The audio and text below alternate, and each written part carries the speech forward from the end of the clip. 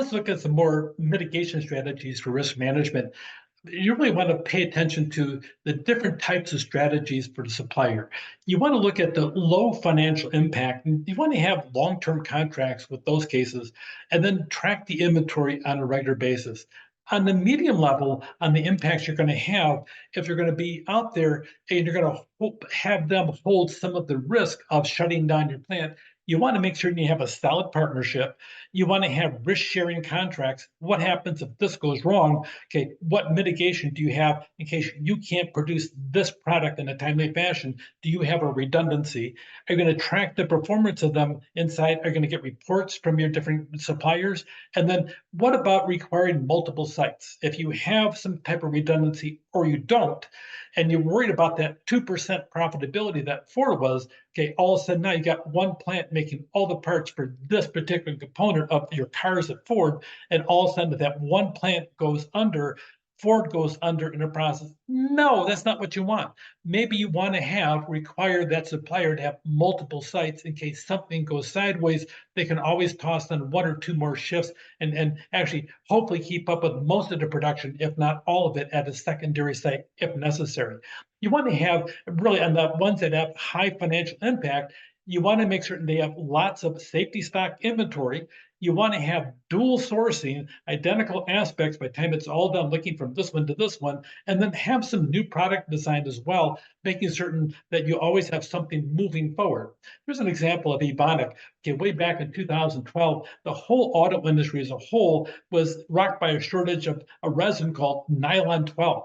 Well, they use that to manufacture fuel tanks, brake components, and seat fabrics. I don't know how the fuel tanks and the seat fabrics work together. It sounds kind of strange. However, the big thing is those fuel tanks is a big deal. No fuel tanks, the car can't go unless you have electric vehicle. That's a different aspect of it. But the brake components, by the time it was all done, they had a devastating explosion in this plant, and it took them 6 months to restart production. Did they have redundancy? The problem was if they did, it still had a massive effect because of the fact they could not keep up with supply with whatever else was there. They needed to have more redundancy. Since then, there's been a lot of changes in that aspect, but there's severe downstream disruptions to many different manufacturers of automobiles because all of a sudden fuel tanks, brake components, and even seat fabrics were hard to find because of the fact that one plant blew up in the process. So you had to go back and fix it. And Ford used the risk exposure framework prior to the destruction. If the executives had taken this class where we talked about it, remove one component at a time, okay, maybe they did. Okay, they would have detected the risk exposure associated with the bottleneck and work proactively with Evonik. Okay, but that said, this is a little bit after the Ford problem, but that the reality is they still had the problem and they need to pay attention to their supply chain. What points can you have a disruption that will damage your entire profitability? Globalization, it's nice you start having a better market spread, especially with your consumers. It's great to have the Germans and the French and the English and the Americans and the South Americans and the Chinese and the Taiwanese and the Thailand and Cambodians are all driving Ford products. That's nice, except for the fact you've got this giant, super long supply chain. Do you have areas like Ebonic that control one component for all the different types of vehicles across a global supply chain? And if you do, you're going to have trouble in risk management. The trouble can rise to the level of not time to actually get back up and reboot, but it's time to survive, which is even a little bit worse than the TTR. We call this one the TTS in the aspect of time to survive. If you don't get this up, will your company not survive? That's a critical aspect of it. Is it part of that 2% that missing one plant all of a sudden endangers an entire model or endangers the entire company? That's a problem. So pay attention to it. How long can you hang on for?